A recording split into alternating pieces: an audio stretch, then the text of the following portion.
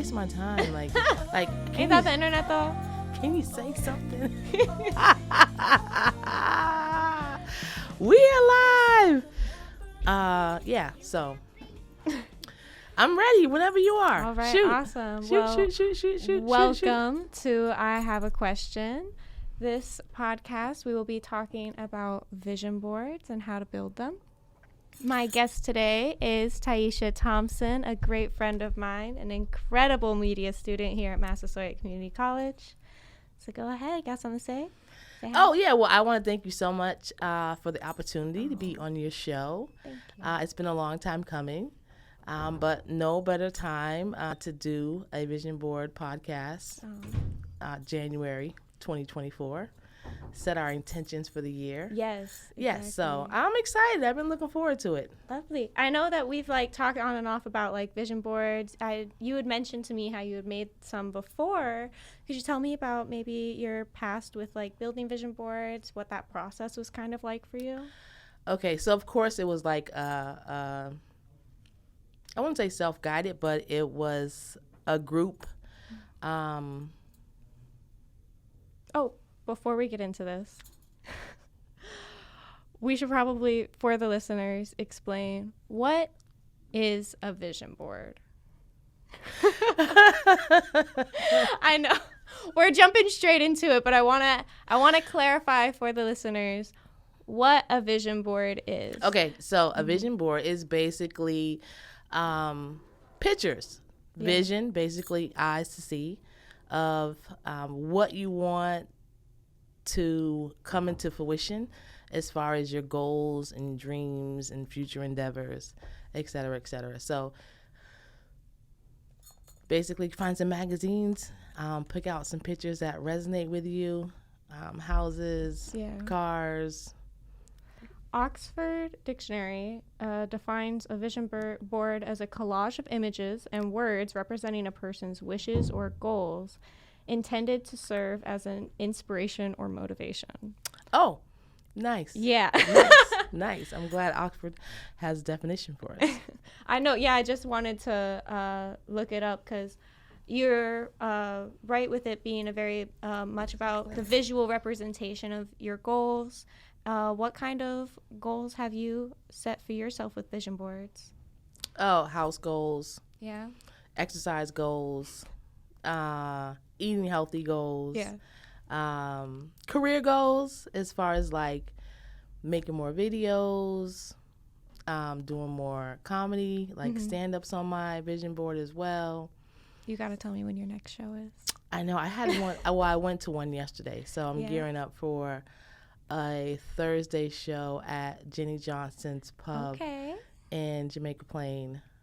Thursday night, 9:00. It's a late show. It's a late. Oh, I'll be able to make it though. It's a late one, but I'm doing that one this Thursday. So I'm excited. I'm kind of getting back out there. So comedy is like a ruthless thing because comedians will steal your jokes. It's cutthroat. It's really cutthroat for as funny and joyful as the people are. But it was cool. But the show I went to yesterday, I mean, the comedians were not funny. No. I'm like, oh my God, they're not funny. It's just a bunch of bombs. Yeah.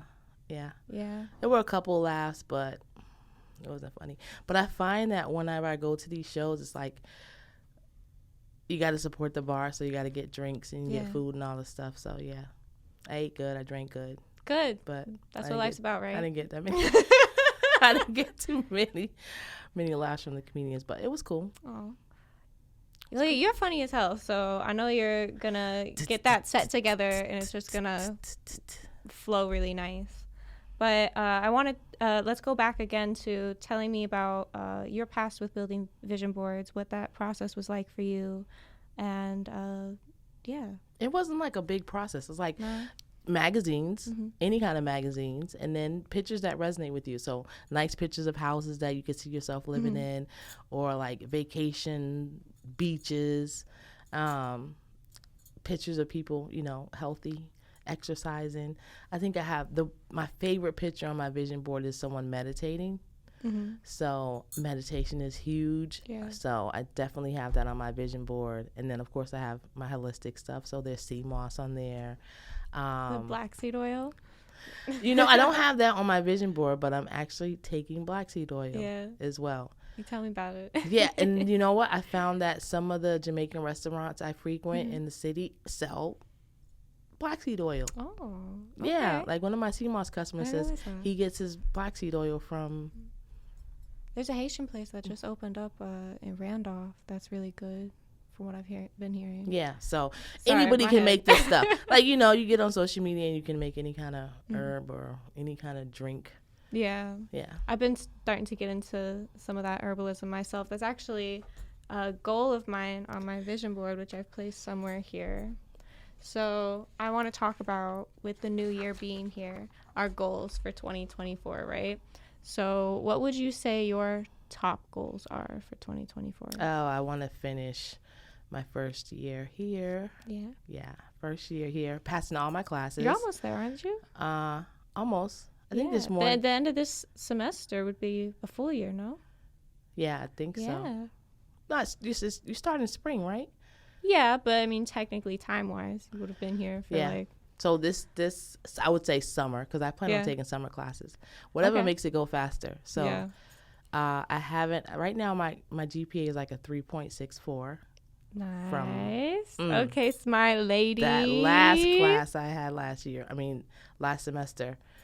Biology's rough. I'm taking human nutrition right now. Great course. Incredible course. My professor's listening. Love the course. What is it? Human nutrition? Yeah, human nutrition. Yeah, that's been a big goal of mine for this year.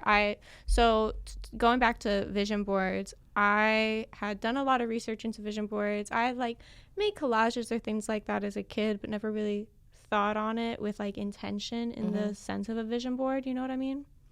And so I was watching all these videos. I sent you a couple, and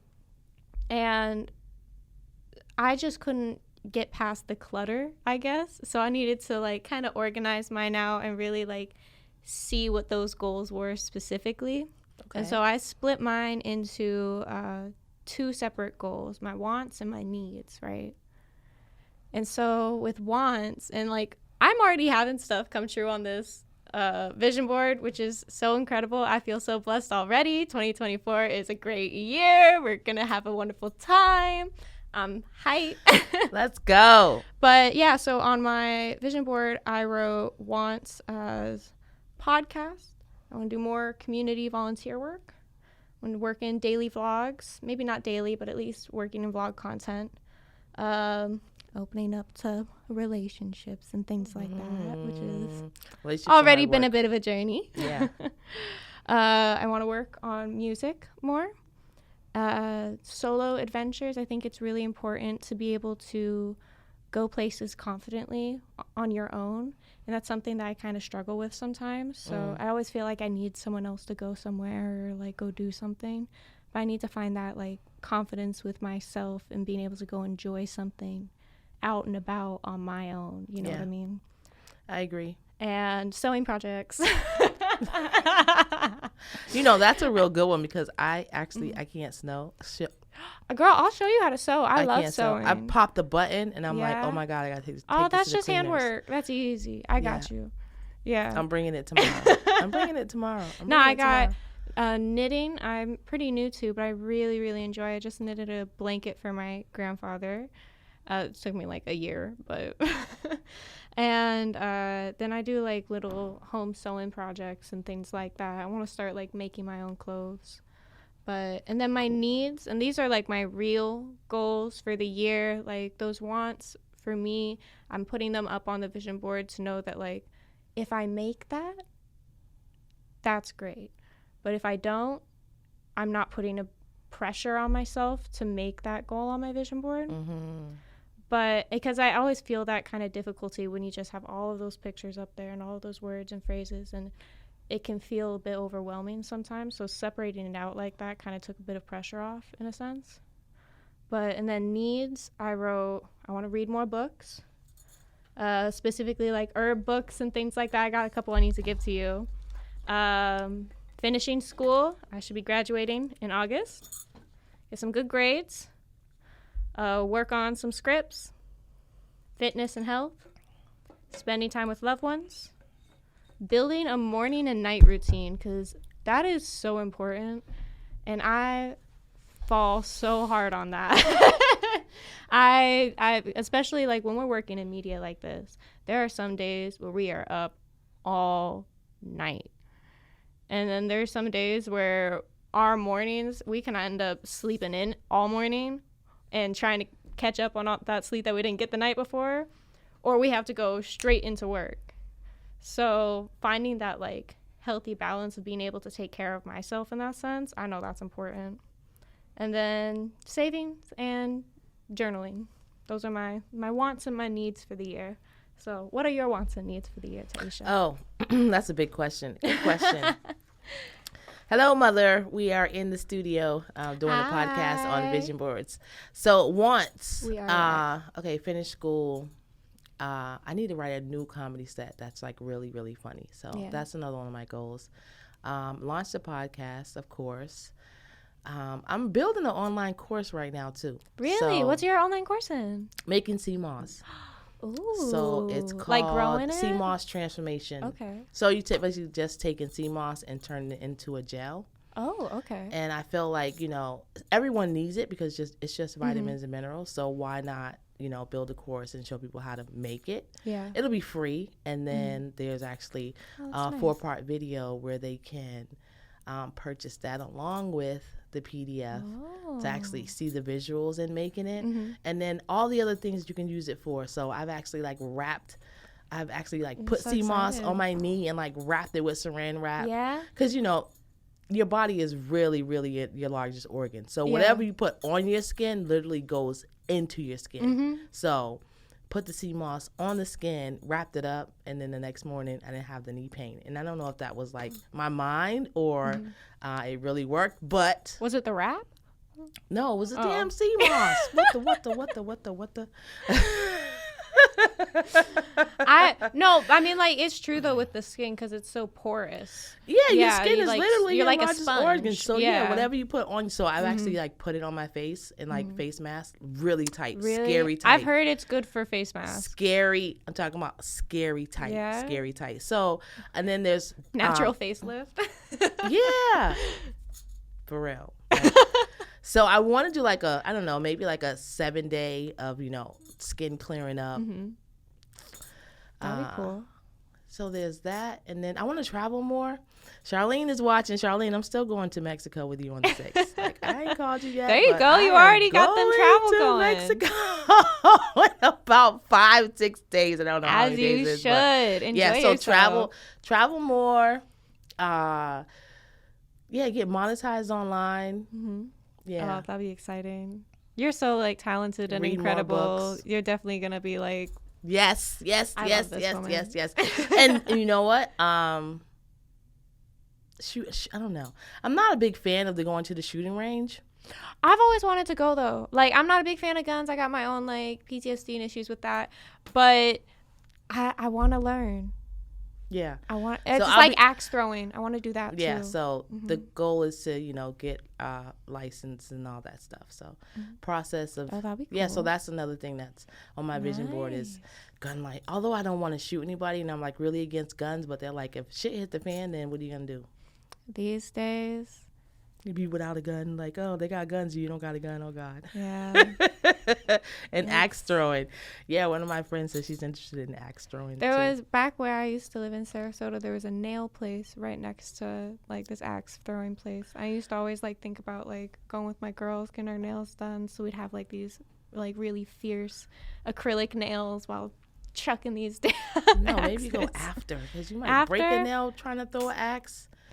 But I want to feel that like that confidence you get when you get your nails done, you know what I mean? And then have that confidence with that like moment. Okay. We are recording here at the Massasoit Community College Del Dorman podcast studio. Well, actually this is the radio studio, but we do have a new functional podcast studio that will be opening soon. Yeah, very soon. We just set the cameras up Friday. We got 3 I helped Ed set the cameras up, and they move and they go to all social media platforms. They were like doing the whole little dance thing on Friday. It was hard because we had to change the IP address for each one of them. So, but we got them up and running. Nice. Now we just need to order new furniture, nice furniture that looks like kind of high end, a little expensive. Have you seen the mock-up for the design yet? No, I haven't. Oh, Darlene has it. I love that. I gotta Thank hunt you. her down for it. I'm excited to see it. Yeah, so we can record podcasts in here. We have total access to the radio studio and the podcast studio. And the goal is to do more podcasts, to do more live events, turn the camera on and say, I love myself in this camera. Well, speaking of podcasts, I'm going to reel it back in a little. Bring me back. We both get off topic. I know, right? So I wanted to ask you, do you believe that vision boards work? Because there is a big debate as to whether or not those are something that you should actually put your time and believe in versus the joy of doing it, and it'd be nice, but it's not really something that affects you. What do you think? Well, I think vision boards are really powerful. A lot of people from way back in the days that have studied visualization and meditation believe that you have to actually see yourself doing something before you can actually bring it into fruition. So if you have pictures of the things you want in your face every day, keeps your mind focused on your goals and things you want to achieve. So it's like that house that you want, and then when you get that house, it's like, oh, this is the same one that's on my vision board. Yeah, right. It's the same one I've been looking at. Or the lady that's exercising and running, and then when you get there, you're like, I'm running, and then you see your vision board, I brought that into fruition because I see that. So you have to see it to actually believe it, to actually have it. But once you see it, then you can actually bring it into fruition. So I think it's powerful to be able to see your wants and dreams on a daily basis, and then have them be so significant that they're actually on a vision board. Yeah. Right? You know what I'm saying? These are the things I really want, so I see them every day. Meditation is there. So when I meditate and I see, the people on my vision board actually sitting there quietly, finding oneness with themselves, meditating, that I do it all the time because, it's on my vision board. So I bring it into, make it real. Speaking of it with being such a visual tool, right? I had sent you one of the videos on the topic that was talking about placement, the importance of placing these vision boards. For me, what I do is, in my room, I have my bed, and it faces the other wall of my room, where my dresser is, mirror and everything. And I have it taped up right above my dresser, so I look at it every single morning without fail, because I have to force myself to look at it. And I will say, I've already had things start to come true on this vision board. Oh, please. And January is not even over. Okay, what you got? I want to hear your wins. Let me hear what. My wins? Well, I have. Oh, I know the man. The man has come into fruition. Well. Or the relationship, should I say? Yeah, I got a little boo, and I'm very happy about it. But some other things that have come into fruition on this vision board is I'm now working for Xander Realty Group as their videographer. So I'm going in and I'm doing vlogs, and I'm working on their podcast, and I have my own podcast that I'm working on. I feel like I get to help work in the community. It's still something that I'm definitely going to be pushing more towards. I want to do more volunteer work and things like that. And then I've already started working on my script for my own personal project, as well as I have 2 scripts that I'm reading of a classmate here. And I'm already starting to get a lot better with building a morning and evening routine. Not the best at it, but I'm starting to get better with it. And my classes are great. My classes are going great. I'm almost done with school. Life is at a great high right now, and I'm very happy about it. 2024 is a great year, so terrified it's going to fall, but that's life. No, you got a lot of stuff going on. So you're definitely going to be busy. Oh, yeah. Yeah, and that's a good thing. That's where I flourish when I'm busy, right? Yeah, that's a good thing. And then, you don't want to you don't do just one thing, right? You can't put all your eggs in one basket. Exactly. So you need to have like multiple streams of income and do the podcast and work there. And then you got your career. Yeah. So yeah, that's like 3 things there. No, I am like... And then the sewing thing and then the film thing. No, literally, being given this opportunity, Deborah Sharif and Ed Krasnow recommended me for this job, and I'm so blessed to be able to work with such a joyful and like funny group. They're such great characters, and they care a lot about their clients too, which is really nice. But yeah, it's all about the people. No, I'm so excited at the fact that like getting that phone call alone, I immediately thought of that vision board, and I was like, what the hell? I literally put that on there, and it's already, and it doesn't show up in the way that I might think, because like on here I wrote daily vlogs. My first intention was to work on my own content and things like that. Honestly, I'm shy. Like I'm doing this podcast and everything, but a lot of it's so I can learn the technologies and understand how these formattings are built. But I love being able to make content. So I might not make my content, but I'm definitely going to have like the time of my life doing this. I'm so excited. You're shaking your head. I don't know why you like underestimate yourself. Like Shawn is actually the president of the Media Access Club. Like Chick is the president. Like she's running our Media Access Club, right? Like she's doing her the practicum. The practicum. The practicum at an actual studio that has an actual podcast. I know. That she's actually going to be running. Like media and the arts can like take you in so many different directions. I think the craziest thing is like I never really had specific goals. Like I would like to work for like a charity one day or things like that on their media team or something like that, but I never really knew exactly where I'd fall in media. So given this opportunity, it's giving me all these real life like situations, and it's nice to be able to put the skill to like reality. Yeah. And then the not knowingness of it all, right? That's the exciting part, because I'm like, do I really want to be in a radio studio, or do I want to do audio, or do I want to do editing? So you can't do both. I know, right? So it's like I don't really know, like, right? Like some of the it all. Have fun exactly. with it. Some of the stuff I'm like against, like some more of the technical stuff, but definitely like editing. I'd be interested in editing and auto. And I don't know what's going to come out of the music production class I'm taking now. But I think you're going to learn a lot audio-wise. I'm excited to be able to make music. So work with your son. I'm not sure exactly where it's going to go. But then that's, in the back of my mind, I'm still thinking about, I want to be on the radio. Well, the craziest... I want to be on the radio. I'd say the craziest thing about like working in the art community as a whole... So I've gone from stage management in operas to small theaters to TV to now podcasting and radio.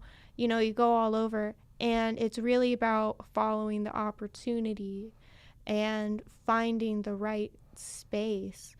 And I think that's so important, especially as an art community, when we find those projects and those opportunities where we just flourish and learn and grow with that community. There's nothing close to magic like it. Yeah, that's why I really like higher learning. Just like being in a school setting where everyone is learning. Yeah. Everyone's learning and growing. And Massasoit itself is just so supportive. I really like, I don't know, I just like the environment of it all. You. Yeah, it's all good. I got the long legs, but you and I both. Just being in an environment of higher learning just makes you want to flourish, makes you want to learn more. Actually makes me not want to stop learning. Like I'm going to learn for the rest of my life. My grandma's grandma, she's been in college basically her whole life, and now it's just like she'll take French classes, but she just picked up like this archaeology class because she's like, why not? Right. Like, why not? Like, why not? Yeah, just nothing. Learn. That's right. So you're never too old. I've always told people college is a business, and if you decide to invest in yourself, you will reap those benefits. That's right. Yeah. I remember Kanye West has a song. He's like, what's going to keep you warm at night? Those degrees. Like, yep, my degrees will keep me warm at night. I don't even care. Like, if nobody thinks my degrees will keep me warm at night, the money that I'll make from my degrees is what's going to keep me warm I mean, at I night. was just looking at jobs on Indeed the other day, and the financial difference between jobs that are like open to high school diploma graduates versus associates graduates, it's insane. Granted, that's like not including trade school too, which, I mean, God, that money's great too. Right, but even still, it's like you either hustle and it's and that's the American way, right? Hustle or hustle or go to school. So it's like you're either gonna hustle and become an entrepreneur, girl, we gotta do both, make yourself rich, or you go to school and get the education and the tools behind it, and then let your degree put you in a position to make 6-7 figures. But it's only two ways. You either hustle or you're gonna go to school. Either way, it's gonna be hard work. So if you're not a hustler and you're not like self-motivated to just go out and do it, then get an education, have a foundation, and then there's a lot of us who are doing both. I mean, I got like 2 jobs now on top of 5 classes, which for some isn't a lot. Like my brother, he takes like 9 to 11 classes. He's insane. What's wrong with that though? I'm thinking about double majoring. I can't even think about double major and take, I don't know. I just can't think about the class load that comes with that, because like he's taking like high level engineering classes and all that craziness. I'm just like, it's all passable.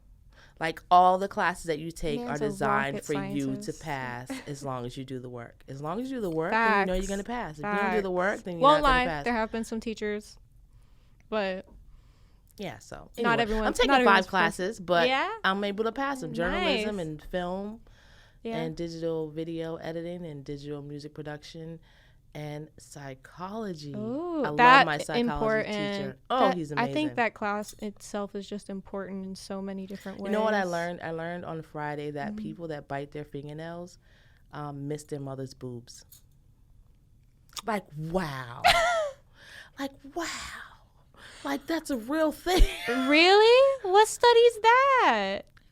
I have no idea, but so that statistically, this is what, is the cause of people that are nail biters. Yeah. And of course, it's true in my situation because my 12-year-old, 13-year-old still bites his nails. And I show him the video of, the people that like clean the stuff under your nails and put it under the microscope, and then you see all the wiggly worms and germs. I'm like, this is what you, but I took the boob away from him at like 3 months, and he always wanted it, and I'm like, no, like, you're done. There's no more for you. He's still like, but so the kid like misses it, and he's like still has that in him. I'm like, I don't know if that's true for everybody else. I don't know if it's true for everyone else, but that is an interesting statistic. Definitely well, true. I mean, you'd be surprised what affects you from like those. I think I was just my early childhood education development class, mouthful, but I mean, we were just talking about how the first 6 years of your life basically determine who you are, and so if you don't get the proper love and nourishment to grow and the security that age level needs, that's gonna really shift and determine who you are. From 0 to 6. Wow. That space there can really determine who you are. And as someone who's been a teacher, especially for from high school to young preschoolers, I would 100% say it's true. Because there's this shift at like around 7, 8, sometimes 9, but usually 7, 8, where the kids really are themselves at around that age. They kind of like are having a lot more the confidence a 7-year-old has. Oh, I wish that I had 7-year-old me's confidence. Right. I always think back to my I can't remember. I always think back 7. to my little brother and the amount of jokes he would, the emphasis he would have with his jokes at that age, but let me realize back again. So Hey, Wendell. What would you recommend for people to generally put on their vision boards? Oh, goals, of course. Goals. Oh, that's another question. So, small goals versus big goals. So I know that I split mine up, and you don't have to do that. But for me, I need organization in some kind of way.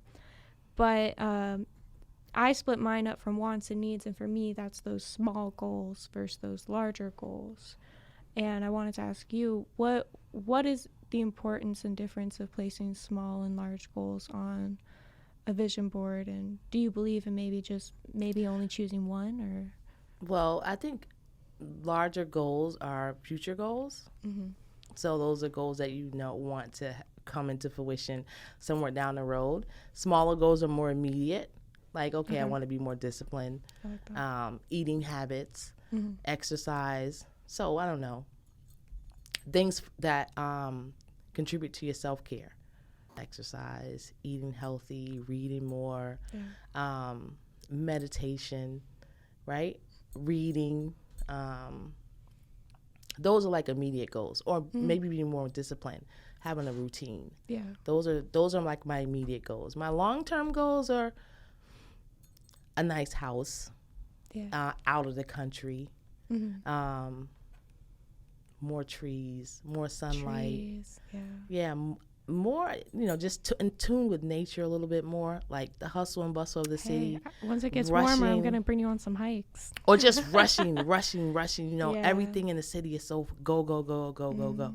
Like, you don't have time to, like, really slow down or think about, relaxation. You like, don't get to smell the time flowers. freedom. Yeah. So, my long-term goals have to do with time freedom, fresh air, clean fruits and vegetables, the sun, the sand. I don't want much, right? I don't want much. Yeah. Just give me peace and happiness, I love that. right? Give me a nice place to live outside of the United States that has lots of sun, fresh fruits and vegetables. What is I think in like Italy, you can like buy a villa for like $1 or something if you immigrate, and then like but you have to make like a profit of some kind within the next 3 years, like because they want people to move out to like the farmland. And so like there was a place. I don't know if it was Italy or if it was. It could, and it wasn't Ireland. It was doing it now. Like, I'm ready to go home. Honestly, it was. I think it was the Netherlands. That really? They actually want the population is so small. They actually want people to come live there, and they'll give you like so much money and a land and a house, but you have to stay for like, I don't know, 5 or 10 years. I had a friend who went to Amsterdam, and she said it was incredible. Yeah. So I've lived in Germany before. Yeah. So okay. Yeah, I don't know. What's that like? It was really foggy. I felt like it wasn't that much sun. You mean here, Boston in the winter? Yeah, it wasn't cold, but it was like a lot of fog. It was a lot of fog. Maybe that's why they got that like big rave culture. Like I always think of like underground factory, like steam rave. Yeah. But it was nice. I love sea moss. Bringing it back as we're wrapping things up here, because I've enjoyed this so much. We've been jumping all over the place. I love it. Is I wanted to ask you what maintaining a vision board looks like, and is there really only one type of vision board? Is there different types of vision boards, would you say, maybe? In what aspect? So when I was doing this research and everything, I was noticing how different vision boards kind of look. And there were some people who were a lot like me, and they needed it structured out and specified. There are some people who only used words, For me, I need the picture, but for some people, I guess words were enough for them, or they do like those word scrambles where like the big goals were the giant words and the small goals were like the smaller words or things like that. And then there were some people who would just be like, I like this, I'm putting it on there, and there wasn't much thought process. And I guess the big takeaway would be making a vision board is very personal and specific to yourself. Right. So there's like no real way. Yeah. You know. I think that there's definitely, like, if you have goals and you're trying to organize yourself to meet those goals, you really have to understand how to not only organize yourself and your own thoughts, but understanding how to teach yourself. As someone who's worked in education, that was something that I was kind of thinking about while I was doing this project. I was thinking, how would I do this project with my students? How would I approach this with little Shawn, you know?